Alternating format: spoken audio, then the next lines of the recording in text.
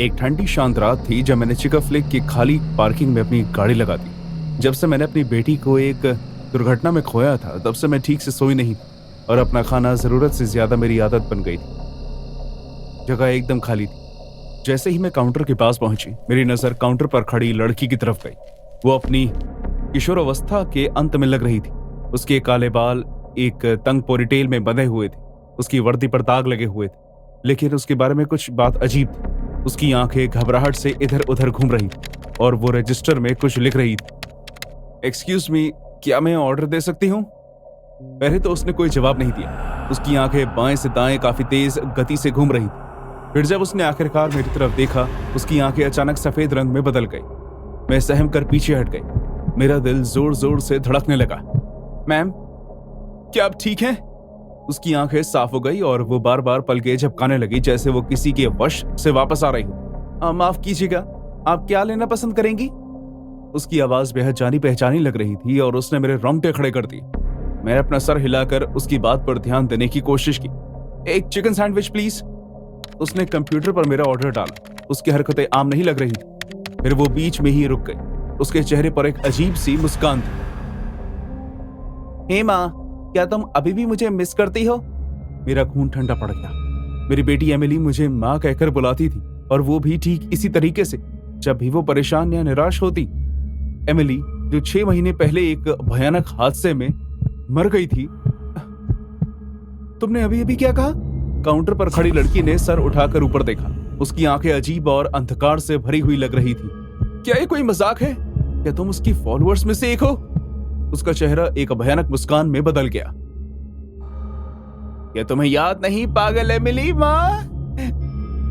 मैंने पहली शूटिंग हमारी पुरानी रसोई में की थी। मेरा दिल अचानक से बैठ गया। एमिली ने एक मनोरोगी कैरेक्टर की तरह एक्टिंग करके इंस्टाग्राम पर बहुत सारे फॉलोअर्स बना लिए थे। वो बस मजे के लिए ये करती थी, एक हानिकारक शौक की तरह। लेकिन इस लड़की को उस व्यक्तित्व की इतनी अच्छी तरह नकल करते हुए देखना, यहाँ तक कि खौफनाक विवरण भी जो कोई नहीं जानता था, ये सब देखना बहुत ही मुश्किल था। ये कोई मजाक की बात नहीं है। प्लीज रुको, तो वो नहीं हो। मेरी आंखों से आंसू गिरने लगे। वो काउंटर की तरफ झुक गई। उसकी आंखें काली और खतरनाक हो गई। वो लड़की हंसने लगी। ठंडी खिखली आवाज सुनाई देने लगी और जैसे ही उसने ऐसा किया, रेस्टोरेंट की लाइट्स जलने और बुझने लगी। मुझे लगता है कि तुम्हें मुझसे माफी मांगनी चाहिए। ऐसा कहते हुए उसने अपना हाथ बाहर निकाला और मेरे गला पकड़ लिया। अविश्वसनीय ताकत की मदद से वो मेरा गला घोटने लगी। मैं अपनी पूरी जान लगाकर खुद को काउंटर से दूर करने की कोशिश करने लगी और तभी वो उछलकर काउंटर पर चढ़ गई और उसने अपनी जीभ बाहर निकाली। उसके दांत अब रेजर की तरह तेज धार में बदल गए।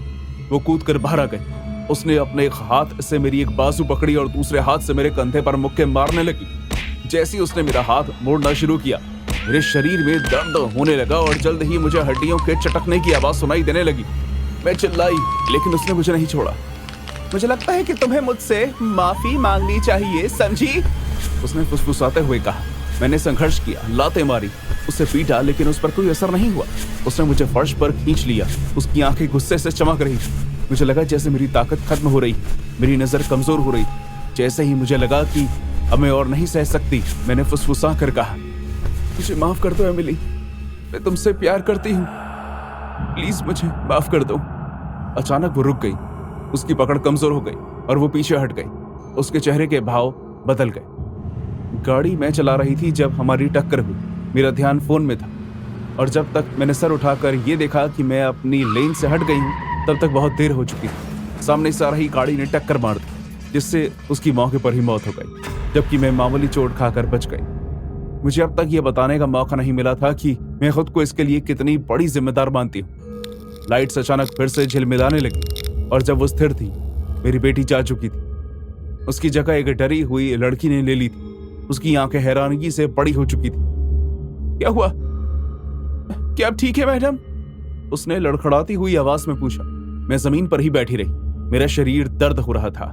मेरी आंखों से अभी भी आंसू निकल रहे थे। उस लड़की ने मुझे खड़े होने में मदद की और मुझे हॉस्पिटल तक ले जाने में भी। मैं अपने टूटे हुए हाथ के साथ रेस्टोरेंट से बाहर निकली।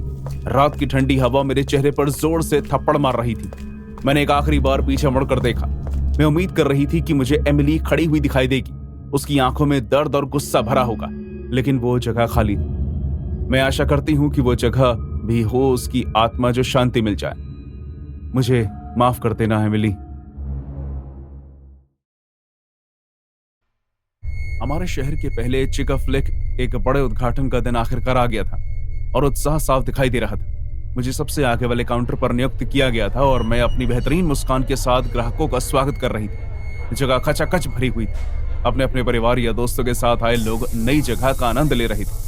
हवा ताजे पके हुए चिकन से भर गई और बातों और हंसी की आवाजें जोर से आ रही थी। पहले दिन दुकान की रौनक बढ़ाने के लिए एक शख्स को बुलाया गया था जो गाय का कॉस्ट्यूम पहनकर एक कोने में खड़ा हुआ था। उस आदमी ने काफी रूखा व्यवहार किया और बच्चों के साथ तस्वीरें खिंचवाने से मना कर दिया। वो घबराहट में एक पैर हिलाता रहा और इधर उधर घूमता रहा। उसका बर्ताव बहुत ही अजीब था। दोपहर के करीब 1 बजे माहौल एकदम से बदल गया। मैंने देखा कि वो आदमी रेस्टोरेंट के बिल्कुल बीचों बीच खड़ा था। उसका सर घबराहट से झुका हुआ था। फिर बिना किसी चेतावनी के उसने दरवाजे पर कुंडी लगा दी और उसे बंद कर दिया। तभी गोलियों की आवाज से हर कोई कांप उठा। उस आदमी ने 2 बंदूकें निकाली और गोलियां शुरू कर दी। भगदड़ मच गई। लोग बंद दरवाजे को पीटते हुए बाहर की तरफ भागने लगे। वो लोग उस आदमी का शिकार बन रहे थे। कुछ लोग टेबल के नीचे छुप गए। उस आदमी ने जल्द ही अपनी बंदूक छोड़ दी और पास की एक कुर्सी पकड़ ली और पास में खड़े एक जवान लड़के के ऊपर दे मारी जो वहां खड़ा होकर अपना ऑर्डर का इंतजार कर रहा था। वो लड़का फर्श पर गिर गया और उसके सर से खून बहने लगा। चिल्लाने की आवाज से पूरा कमरा भर गया। मैं काउंटर के पीछे जाकर छुप गई। मेरा दिल जोर जोर से धड़क रहा था। मेरे साथ काम करने वाली लड़की जेनी भी मेरे साथ। डर के मारे हम दोनों सुन पड़ गए थे। हम क्या करें? चुप कर रहो, हमें जल्दी यहाँ से बाहर निकलने का रास्ता ढूंढना होगा। उस आदमी ने अपना आतंक जारी रखा। वो टेबल्स पलट रहा था, लोगों को गोली मार रहा था। वो माहौल जो अभी तक खुशनुमा था अब एक पूरे सपने में बदल गया था। मैंने काउंटर से बाहर झांक कर देखा तो वो आदमी पागलों की तरह घूम रहा था और अगर कोई भी छुपने की भागने की कोशिश कर रहा था उसे गोली मार रहा था। उसका हर कदम बहुत ही सटीक था, जैसे उसने इन सब की योजना पहले से बनाई थी। मैंने जेनी को अपने पीछे पीछे आने का इशारा किया और हम पिछले दरवाजे की तरफ बढ़े। हम रसोई में पहुंचे और मैंने पीछे का दरवाजा खोलने की कोशिश की। उस पर ताला लगा था। ओह नो, हम फंस चुके हैं। उसने पहले से ही ये प्लान बनाकर रखा था। जेनी रोने लगी। मैंने उसका हाथ थाम लिया, उसे शांत रखने की कोशिश की। अचानक रसोई का दरवाजा खुला और वो आदमी अंदर आया। मैं हैरान रह गई। मुझे ऐसा लग रहा था जैसे मेरा दिल छाती से बाहर निकल जाएगा।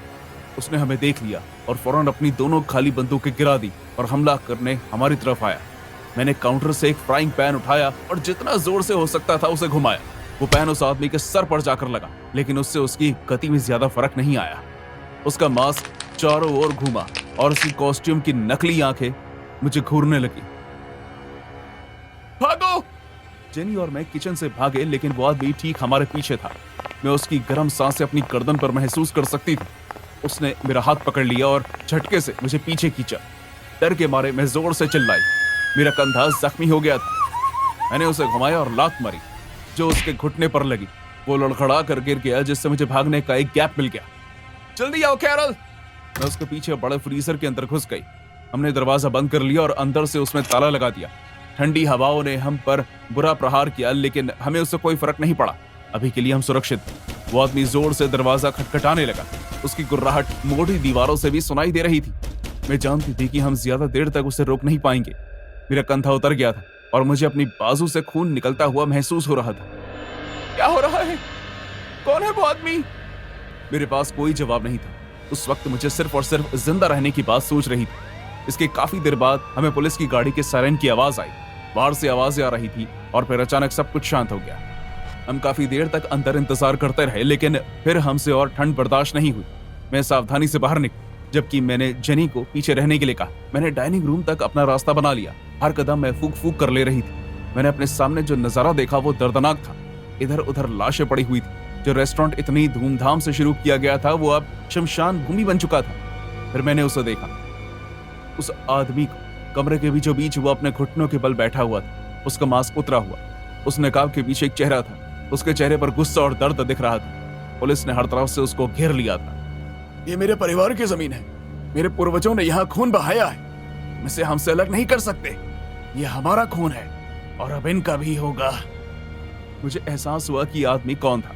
एक स्थानीय आदमी जो शहर के विकास पर अपने गुस्से और बुरे रुख के लिए जाना जाता था। उसका मानना था कि रेस्टोरेंट उसके पूर्वजों की जमीन पर बना था। उसने मेरी तरफ देखा।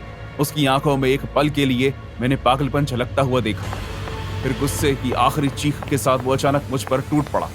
मैंने खुद को संभाला, लेकिन उसके आसपास के सभी अधिकारियों ने एक ही बार में गोली चला दी।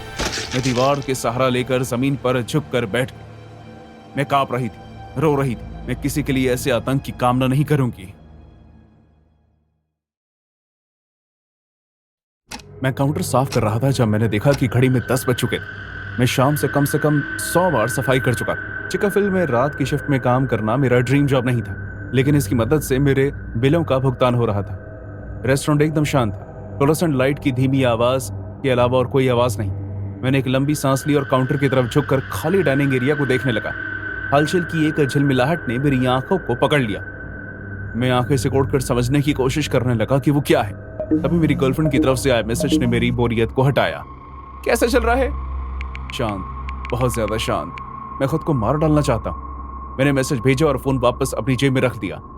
मैंने एक लंबी गहरी सांस ली और अपने अंदर से इस अजीब भावना को बाहर निकालने की कोशिश की कि मुझे कोई देख रहा है। बस एक और घंटा, मैंने खुद को याद दिलाया। अचानक से लाइट्स झिलमिलाने लगी। मैं डर गया। फिर लाइट्स बंद हो गई और चारों तरफ अंधेरा छा गया। मैं घबराते हुए अपना फोन ढूंढने लगा और फिर मैंने उसकी टॉर्च चलाई।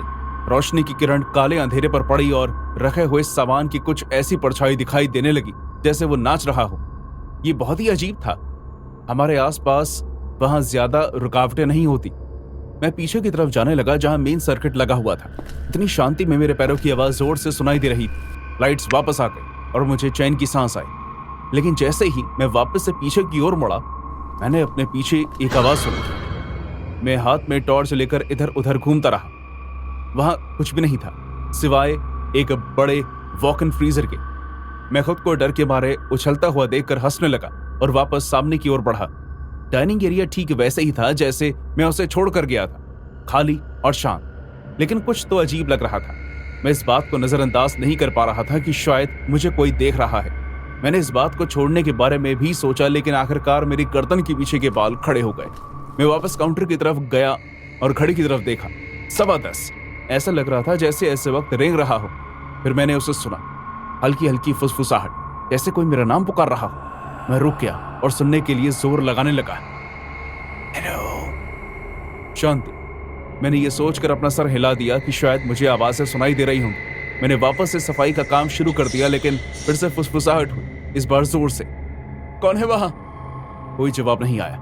मैं काउंटर से निकलकर बाहर आया और डाइनिंग एरिया में झांकने लगा। वो भी खाली था। मैं दरवाजे तक गया और बाहर देखने लगा। कुछ भी नहीं था। मैं घबराहट में वापस आ गया। आवाजें आनी फिर से शुरू हो गई, इस बार और भी ज्यादा गहरी। मैंने आवाज का पीछा करने की कोशिश की। हाथ में टॉर्च लिए आखिर में मेन स्टोरेज रूम तक पहुंच गया। मैंने दरवाजे को धक्का दिया तो वो तेज आवाज करते हुए खुल गया। आवाजें अचानक से बीच में ही बंद हो गई। मैंने कमरे के चारों ओर टॉर्च घुमाई, लेकिन वो खाली था।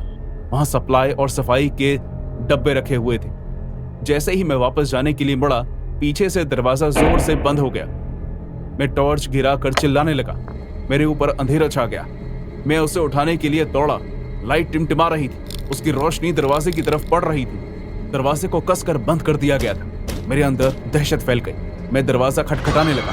मैंने एक बार फिर टॉर्च ऑन की और तभी मैं डर के मारे जम गया। कमरे में एक आकृति थी। वो आदमी लंबा और दुबला पतला था, जिसकी खोखली सफेद आंखें थी। उसने मेरी तरफ एक कदम बढ़ाया और मैं एक बक्से से टकराकर लड़खड़ाकर गिर गया। दूर रहो मुझसे।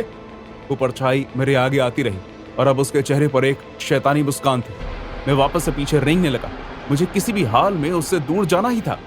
मेरी पीठ दीवार से टकराई और मुझे एहसास हुआ कि मैं फंस गया हूं। उस आदमी ने मुझे पकड़ने के लिए अपना हाथ मेरी तरफ बढ़ाया। जैसे उसने मेरी एड़ी पकड़ी, मुझे ऐसा ठंडे हाथों का एहसास हुआ। मैंने उसका हाथ हटाने की कोशिश की, लेकिन उसकी पकड़ बहुत मजबूत। उसने मुझे पास खींच लिया। उसकी मुस्कान बड़ी हो गई और मुझे उसके लंबे गंदे पीले दांत दिखाई देने लगे। वो मेरे और भी ज्यादा पास आ गया। उसकी बासी और गर्म सांस से मुझे महसूस हुई और तभी वो किसी जख्मी जानवर की तरह गुर्राया। मैं उसकी पकड़ से छटपटाते हुए चिल्लाया। मेरे पैर में दर्द असहनीय था, लेकिन मुझे इस बात की परवाह नहीं थी। मुझे दूर हटना था। मैंने एक बार फिर लात मारी, इस बार और जोर से। उसकी पकड़ ढीली हो गई। मैं दरवाजे की कुंडी खोलते हुए अपने पैरों पर खड़ा हो गया। मैंने उसे झटके से खोला और भागा, जब तक कि मैं हांफते हुए घर से बाहर नहीं निकल गया।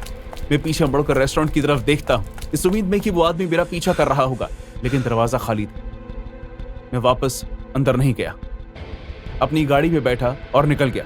सुबह जब मैनेजर आया तो मैंने उसी वक्त नौकरी छोड़ दी। उसने मेरी बात पर विश्वास नहीं किया, बल्कि वो मेरी बात सुनकर हंसने लगा। मैंने कभी किसी और को नहीं बताया कि उस रात मेरे साथ क्या हुआ। मैं नहीं जानता कि क्या हुआ और क्या नहीं।